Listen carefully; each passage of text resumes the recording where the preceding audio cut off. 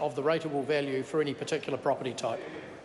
That petition stands referred to a committee allocated by the clerk. The House comes to oral questions. Question number 1 is in the name of the Honourable Paula Bennett. Thank you, sir. My question is to the Prime Minister.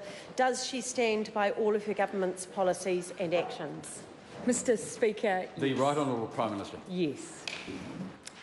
Can she confirm that as a result of her delay to the implementation of the winter energy payment, superannuitants will be around $300 worse off this year than they would have been following National's proposed tax cuts?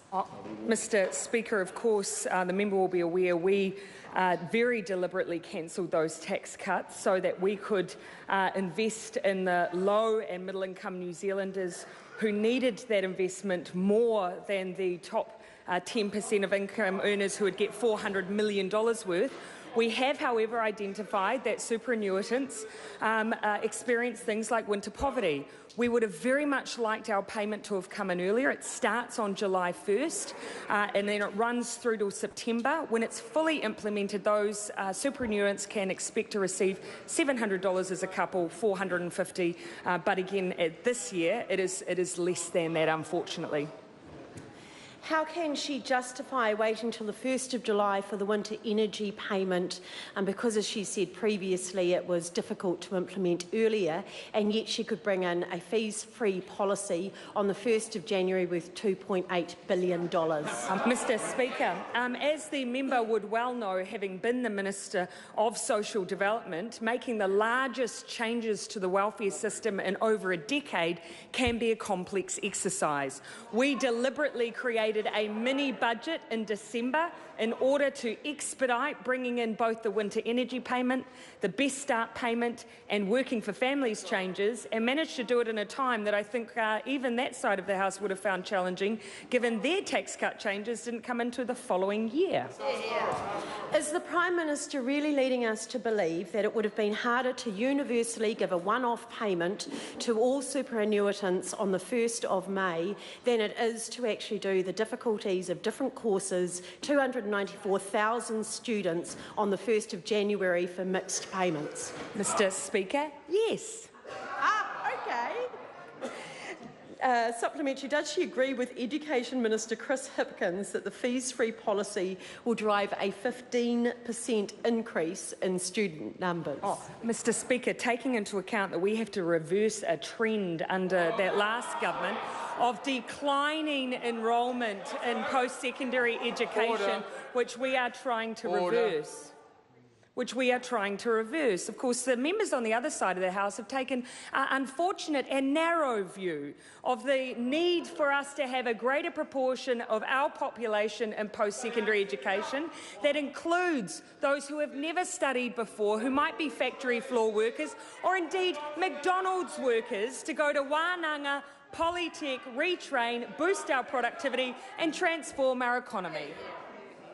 Supplement, let me rephrase. So, does she agree with the Education Minister that the fees-free policy will drive a 15% increase in student numbers, particularly as she just said and accused us of not agreeing that there would be The member finished her question some time ago. Mr Speaker, the point that I was making is that we had declining enrolment numbers. In fact, we did point out that actually for the last year our expectations were lower than that.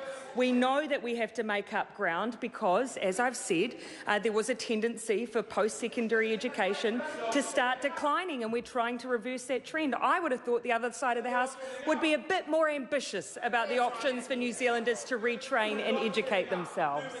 So is she concerned about the effectiveness of her flagship $2.8 billion fees-free tertiary policy, given that Treasury is now forecasting that there will not be a 15% increase, not a 5% increase? The member's finished. She's had 2 legs already. Fewer students. Actually, that is the relevant point, Mr Speaker. Order. Member will resume his seat. Mr Speaker, again, the 2 points I'd like to make is that this side of... Gerry, I've got this. No, that's all right.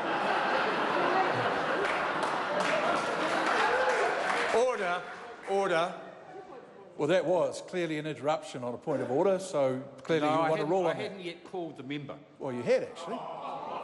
The Hansard will show you had. Well, if that is correct, I apologise to the member.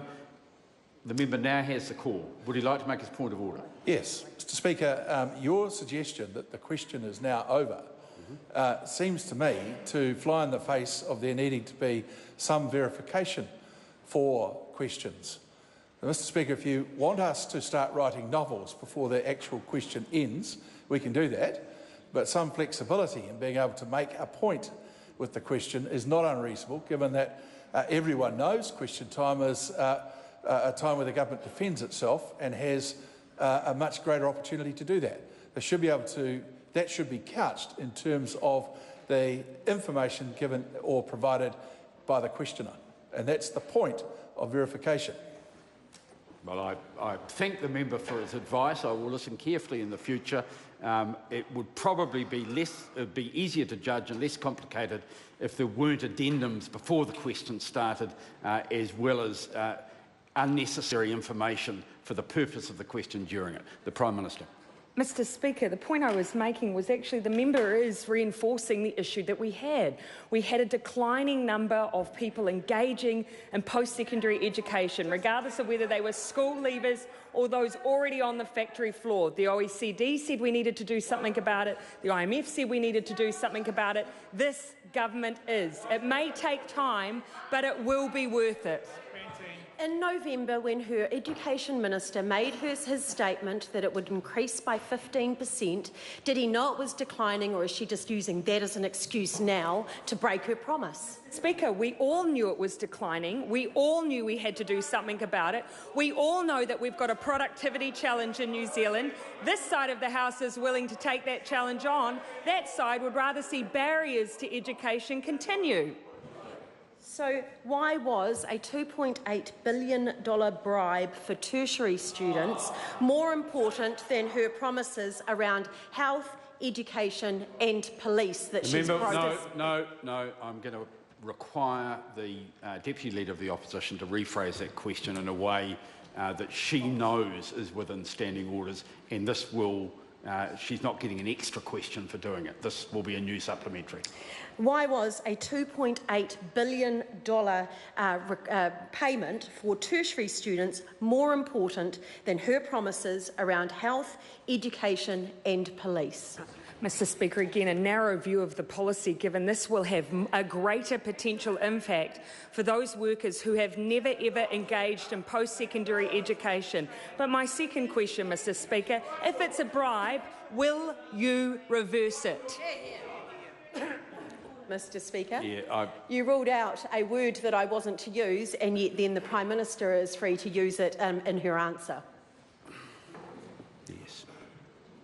That's... I think the Prime Minister could well have been reflecting the inappropriate comment of the member. Order. If members can't see a description of someone's own policy as being different from a description of another person's policy, picking up the words inappropriately used, I think, is not out of order. What I thought the member was going to object to was the Prime Minister's reference to the second person, and I want to remind her that she should keep me out of the debate or out of the questions. A point of order, the Honourable Gerry Brownlee. Well, all things considered then, do we get that question back? No.